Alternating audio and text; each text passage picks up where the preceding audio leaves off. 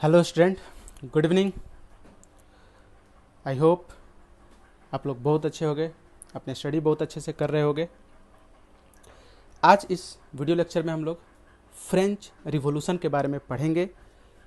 French revolution कैसे हुआ था, वहाँ पे क्या सिस्टम था, सोसाइटी कैसी थी फ्रेंच में, इन चीज़ों को हम लोग इस लेक्चर में स्टडी करेंगे। तो आइए हम लोग शुरू करते हैं फ्रेंच रिवॉल्यूशन, और इसका जो पहला पार्ट है वो इंट्रोडक्शन से शुरू करेंगे। 14 जुलाई 1789, 14 जुलाई 1789 फ्रांस के इतिहास में एक बहुत ही ऐतिहासिक दिन था। Very historical day in the history of Europe, because on this very specific day of 14th July, a revolution known as French Revolution to get freedom from monarchical system, people of France started revolution by destroying prison of Bastille. That's why this is the very historical day in the history of France. So on 14th July 1789, city of Paris, okay, Paris city in total alarming situation, okay, total alarming situation था वहाँ पे। Y alarming situation था? Because ऐसा rumour फैला दिया गया था, एक र्यूमर था कि जो ट्रुप्स हैं, किंग जो है, र्यूमर वहाँ पे फैलाया गया था कि king ordered troops, troops means जो आर्मी के छोटे छोटे पार्ट होते हैं, ग्रुप होता है, उनको ट्रुप्स बुलाते हैं। तो ट्रुप्स को अपने उन्होंने रॉयल जो आर्मी है फ्रांस की, उसको ऑर्डर दे दिया है, कमांड कर दिया है उसको, जिससे कि वे लोग पूरे सिटीजन को ओपन फायर, जो सिटीजन है जो रिवोल्यूशन कर रहे हैं, ओपन फायर कर देंगे। ठीक है, उनके ऊपर ओपन फायरिंग कर दी जाएगी। ओपन फायरिंग मतलब without any question, without any warning उनके ऊपर जो है फायरिंग की जाएगी, दनादन गोलियों से उनको भूंस दिया जाएगा। ठीक है ना। कुछ जो जिस समय ये सिचुएशन हो रहा था on 14 July 1789, nearly 7,000 main and women, 7,000 main and women जो है सिटी ऑफ पेरिस में एक जगह टाउन हॉल पे ये लोग जो है कहाँ पे इकट्ठे थे? ये लोग gathered in town hall place होता है, ठीक है ना। वहाँ पे ये लोग जो है इकट्ठे हुए थे, और एक तरह से उन्होंने डिसाइड किया पीपल्स हॉल बनाने के लिए। ठीक है, decided to form people's militia मतलब एक रिवोल्यूशनरी ग्रुप बनाने का इन्होंने सोचा, डिसाइड किया। ये लोग जो 7,000 मेन एंड वुमेन गैदर्ड हुए थे वहाँ पे, और वे लोग जो है गवर्नमेंट बिल्डिंग्स वगैरह ये सब में, गवर्नमेंट बिल्डिंग पे, ये सभी जो पीपल हैं गवर्नमेंट बिल्डिंग पे अटैक करना शुरू कर दिए, उनको तोड़ फोड़ वहाँ पे शुरू कर दिए, ब्रोक इनटू, ठीक है ना, broke into the numbers of government building in search of arms. जब इन्होंने ये लोग सोचा कि रिवोल्यूशनरी ग्रुप बनाएंगे, मिलिटिया बनाएंगे एक, तो आर्म्स की ज़रूरत थी इनको। दैट्स वाई ये लोग क्या करने लगे, जो गवर्नमेंट की बिल्डिंग्स थी, रॉयल बिल्डिंग्स थे, वहाँ पे लोग ज़बरदस्ती उस पर अटैक करके उसके अंदर इंटर कर गए, घुस गए लोग, और उसके बाद आर्म्स वगैरह सर्च करना शुरू कर दिए। उसके बाद कुछ जो पीपल हैं ईस्टर्न पार्ट ऑफ सिटी, ठीक है ना, some people eastern part of city move करना शुरू कर दिए। जहाँ पे, क्यों ईस्टर्न पार्ट इंपॉर्टेंट क्यों है? क्योंकि वहाँ पे एक प्रिजन था, ठीक है ना, फोर्ट्रेस प्रिजन था, जिसको कि प्रिजन ऑफ बेस्टाइल कहा जाता था।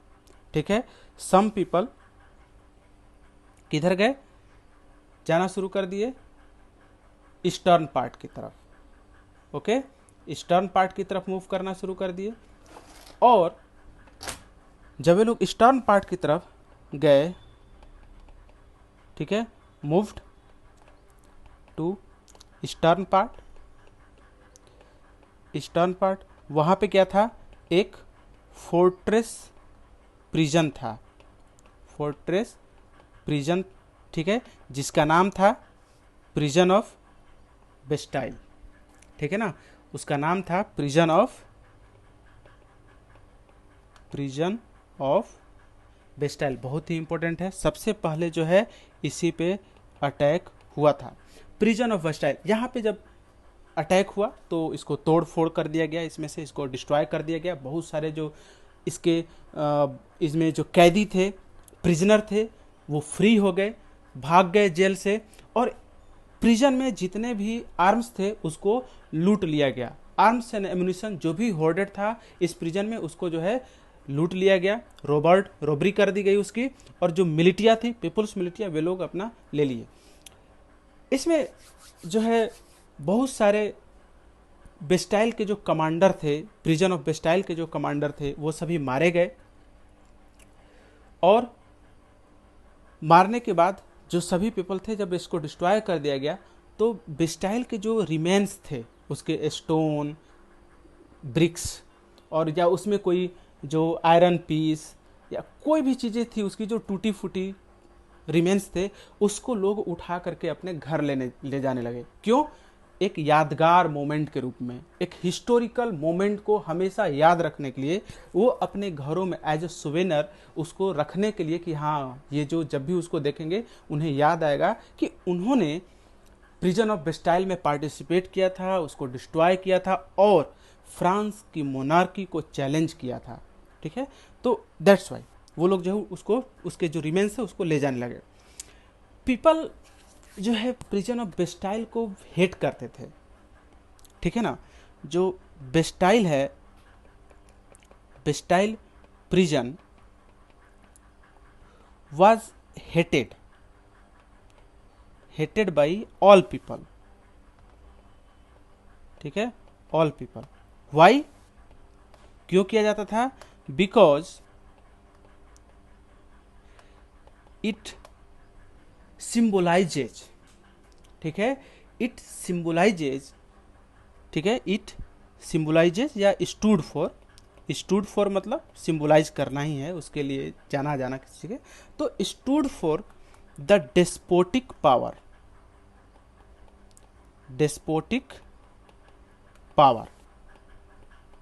ठीक है ना। क्यों प्रिजन ऑफ बेस्टाइल को लोग हेट करते थे, पब्लिक हेट करती थी? क्योंकि यह जो है डेस्पोटिक पावर को शो करता था। Despotic power means monarchial power को, प्रिजन ऑफ बेस्टाइल, क्योंकि जो पर्सन, कोई भी सिटीजन जो मोनार्क का, ठीक है ना, मोनार्क को अपोज करता था, चैलेंज करता था, उसको अरेस्ट करके प्रिजन ऑफ बेस्टाइल में इम्प्रिजन्ड कर दिया जाता था, जो जिससे कि निकलना बहुत मुश्किल था, ठीक है, उसमें आप उससे बाहर नहीं निकल सकते थे। दैट्स वाई लोग उसको मानते थे कि यह एक किंग के, मोनार्क के पावर का सिंबल है, और उसको डिस्ट्रॉय कर दिए वो लोग और उसको हेट करते थे, ठीक है।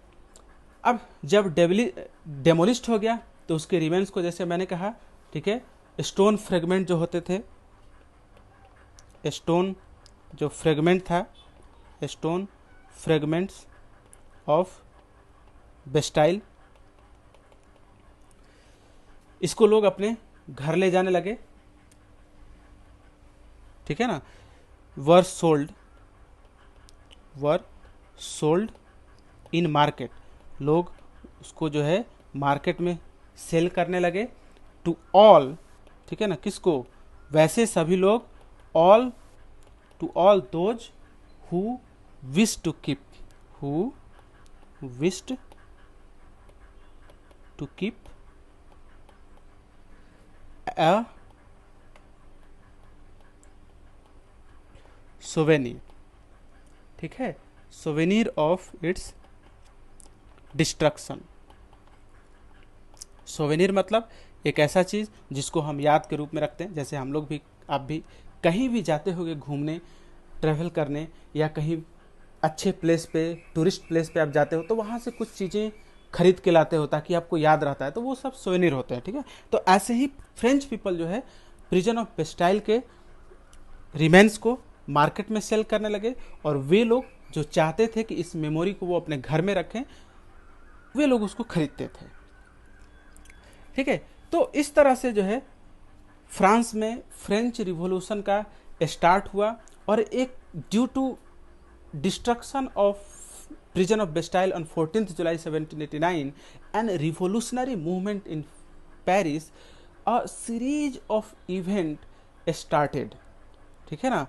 इसके बाद हुआ यूं कि सीरीज ऑफ इवेंट जो है स्टार्ट हो गया, series of event started all over France, all over France, और इसमें बहुत लोग पार्टिसिपेट करना शुरू कर दिए अगेंस्ट द मोनार्की, ठीक है, to get independence from monarchial system and to establish a republic and democratic French government, ठीक है। तो ये इसका इंट्रोडक्टरी पार्ट था। अब हम लोग आगे बढ़ते हैं, एक जो है, अब उस समय जब ये सब रिवोल्यूशन हुआ, तो देखिए कोई भी रिवोल्यूशन अचानक से शुरू नहीं होता है, उसके लिए बहुत सारा वेरियस मेनी ईयर्स का एक एंगर इनसाइड द पीपल दबा रहता है, वो उस गुस्से को रखे रहते हैं, और एक ऐसा टिपिंग पॉइंट आता है जब वह गुस्सा, एंगर, पब्लिक का जो डिसेंट है पब्लिक का, वो बाहर आता है और एक रिवोल्यूशन का फॉर्म ले लेता है। तो अब हम लोग फर्दर इसी चीज़ को स्टडी करें कि जो फ्रेंच सिस्टम था, फ्रांस में जो रूलिंग सिस्टम था वो किस तरह का था, फ्रेंच सोसाइटी कैसी थी, क्या मोनार्क किस तरह के वर्क करते थे जिसके वजह से पब्लिक जो है उसके अगेंस्ट थी। तो अब हमारा जो है ये सभी शुरू होगा, स्टडी शुरू होगा एक्चुअल फ्रांस के बारे में, और फिर धीरे धीरे हम जो है किस तरह रिवोल्यूशन की तरफ बढ़े ये भी देखेंगे, और आफ्टर रिवोल्यूशन क्या सिस्टम, किस तरह के गवर्निंग सिस्टम फ्रांस में एस्टेब्लिश हुआ। तो हमारा जो फर्स्ट पॉइंट है, पहला जो पॉइंट है हम लोग का, French society, French society during the late 18th century. Late 18th century means, देखिए हम लोग रिवोल्यूशन पढ़ रहे हैं 1789 का, ठीक है ना। तो ये तो after half 18th century start हुआ है, that's why late 18th century कहा गया इसको। 1774 में फ्रांस पे रूल कर रहा था बर्बन फैमिली, लुइस 16, ठीक है ना। इन 1774 जो है लुइस 16 किसका था, of bourbon family, bourbon family का ये रूलर था, और ये रूल कर रहा था पेरिस पे, एंड फ्रांस की गद्दी पे असेंडेड, ठीक है, to the throne of France, लिख ही देते हैं इसको भी, ठीक है ना, ascended to the throne of France, France की गद्दी पे बैठा, वहाँ का राजा बना। जो वाइफ थी इसकी, वाइफ का नाम था, वाइफ जो लुइस 16 की वाइफ थी इसकी, कौन थी, मैरी ऑन्टोनिएटे, ठीक है ना, मैरी एंटोनिएटी, ये वाइफ थी, ठीक है ना, किसकी, लुइस 16 की वाइफ थी। और ये किससे बिलोंग करती थी, जो ये प्रिंस है यह किससे बिलोंग करती थी, ऑस्ट्रियन फैमिली से, ऑस्ट्रियन फैमिली, मतलब लुइस 16 की जो वाइफ थी मैरी एंटोनिटे, यह ऑस्ट्रियन फैमिली की थी, ऑस्ट्रिया की प्रिंसेस थी यह। और लुइस 16 बर्बन फैमिली का था जो फ्रांस पे रूल कर रहा था।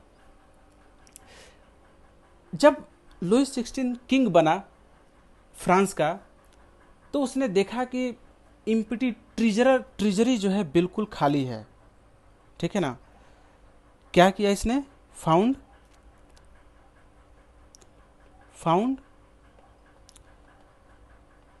ऐसा नहीं, ठीक है। Louis 16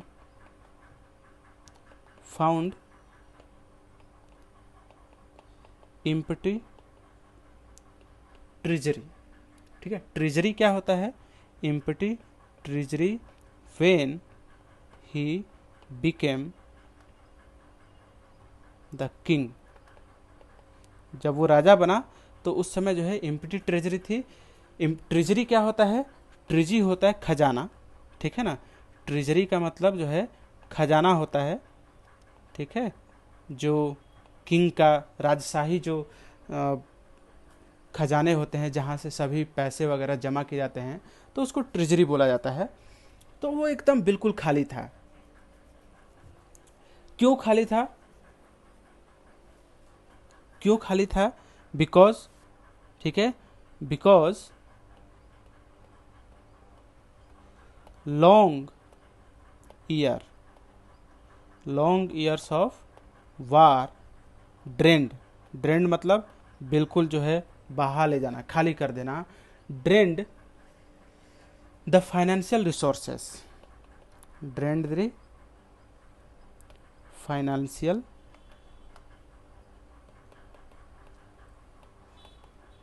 resources. ये सभी इकोनॉमिक कॉज है फ्रेंच रिवॉल्यूशन के।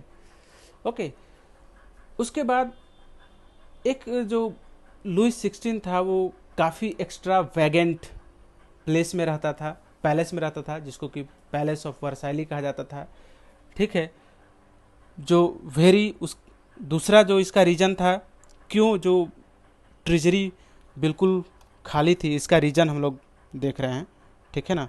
तो एक तो रीजन, पहला रीजन ये था कि लॉन्ग ईयर्स ऑफ वार। दूसरा रीजन था मेंटेनेंस कॉस्ट, ठीक है ना। मेंटेनिंग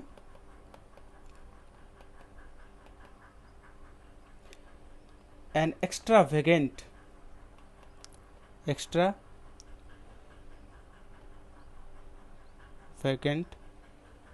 कोर्ट मतलब जो राजा का उस समय का जो दरबार होता था, राजा का जो ग्रुप होता था, उसको कोर्ट एट पैलेस ऑफ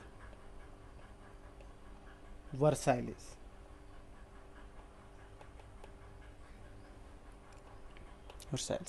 ठीक है। इसके वजह से उसके बाद तीसरा जो रीजन था इसका बिल्कुल ट्रेजरी के खाली होने का, कि Louis 16 help the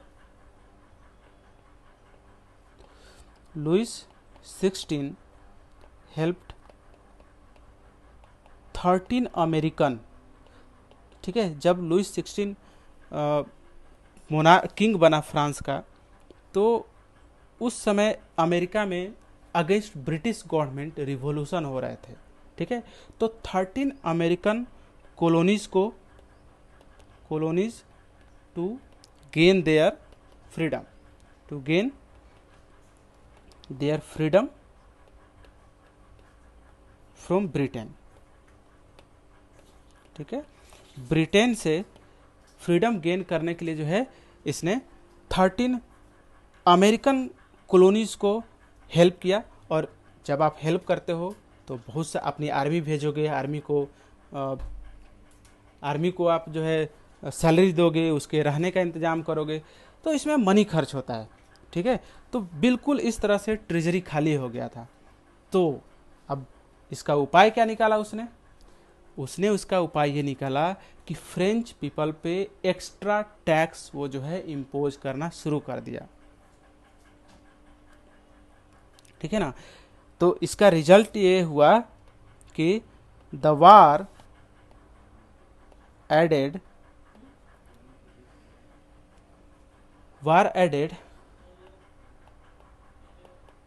more than a billion, a billion मतलब 1 बिलियन, ठीक है ना, more than a billion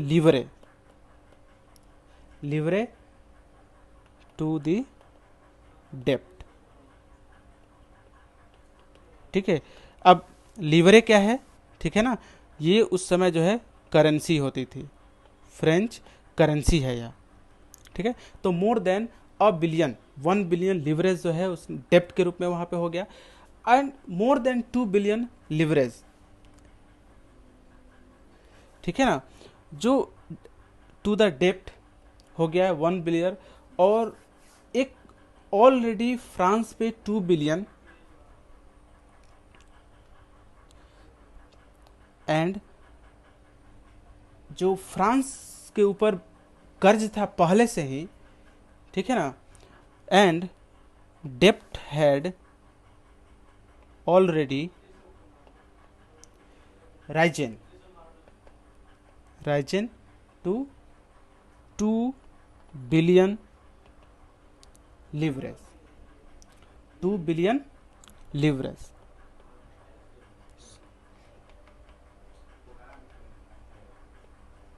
ठीक है। ऑलरेडी 2 बिलियन लिवरेज का फ्रांस पे कर्ज था, और ये जो वार है और ज़्यादा 1 बिलियन लिवरेज का जो है उसके ऊपर डेप्ट बढ़ा दिया, तो बहुत ज़्यादा सिचुएशन ख़राब हो गया। जो लेंडर थे वो लोन नहीं दे रहे थे, ठीक है ना। लेंडर पहले, क्योंकि कोई ना कोई तो लेंडर होगा फाइनेंस करने के लिए, लेंडर क्या करने लगे, लेंडर began to charge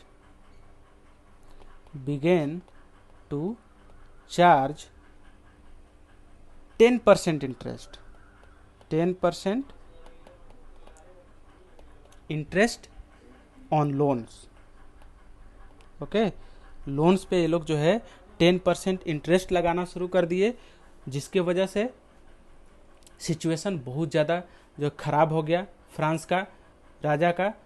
और सो फ्रेंच गवर्नमेंट ने क्या किया कि spent an increasing percentage on budget on interest payment, राजा जो है जो पेमेंट उनको वेलफेयर पे खर्च करना चाहिए, जो मनी कलेक्ट होता था बाय रिवेन्यू उन्हें खर्च करना चाहिए था वेलफेयर, पब्लिक वेलफेयर पे, वो जो है अब ज़्यादा से ज़्यादा इंटरेस्ट पे करने पे जाने लगा, ठीक है ना। तो अपने रेगुलर एक्सपेंसेस को पूरा करने के लिए काफ़ी ज़्यादा जो है आर्मी मेंटेन करना, जो कोर्ट का एक्सपेंसेस था उसको मेंटेन करना, गवर्नमेंट रनिंग करने के लिए गवर्नमेंट ने क्या किया कि टैक्स इंक्रीज करने के लिए फोर्स हो गई, ठीक है ना। तो दूसरा चीज़ का क्या हुआ कि तो नहीं, इसमें 6 रीजन नहीं होगा, इसका रिजल्ट क्या निकला, रिजल्ट ये निकला कि to maintain cost of army, ठीक है ना, to maintain army, the court running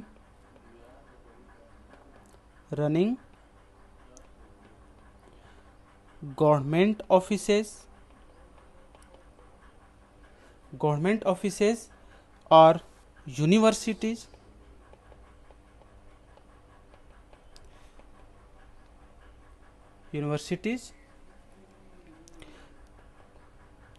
state जो है state was forced to increase taxes, ठीक है ना। टैक्स बढ़ाने के लिए बाधित हो गए, जो बाउंड हो गया, और इसका रिजल्ट क्या हुआ, ठीक है ना। जबकि ये भी जो मेजर था वो बहुत ज़्यादा सफिशिएंट नहीं था टैक्स इंक्रीज करना, क्यों, क्योंकि जो फ्रेंच सोसाइटी थी वह 18th सेंचुरी की फ्रेंच सोसाइटी, सभी लोग टैक्स नहीं पे करते थे, 3 स्टेट में डिवाइडेड था, ठीक है ना। जो जो ये मेजर था टैक्स इंक्रीज करने का मेजर, ठीक है, ठीक है ना, टैक्स इंक्रीज हुआ but it is not sufficient, not sufficient. क्यों? क्योंकि जो सोसाइटी है, क्योंकि सोसाइटी उस समय की 3 पार्ट में डिवाइडेड थी। फर्स्ट एस्टेट, ठीक है, second estate, state not estate, ठीक है, एंड थर्ड स्टेट। ये जो दोनों स्टेट थे, first and second, do not पे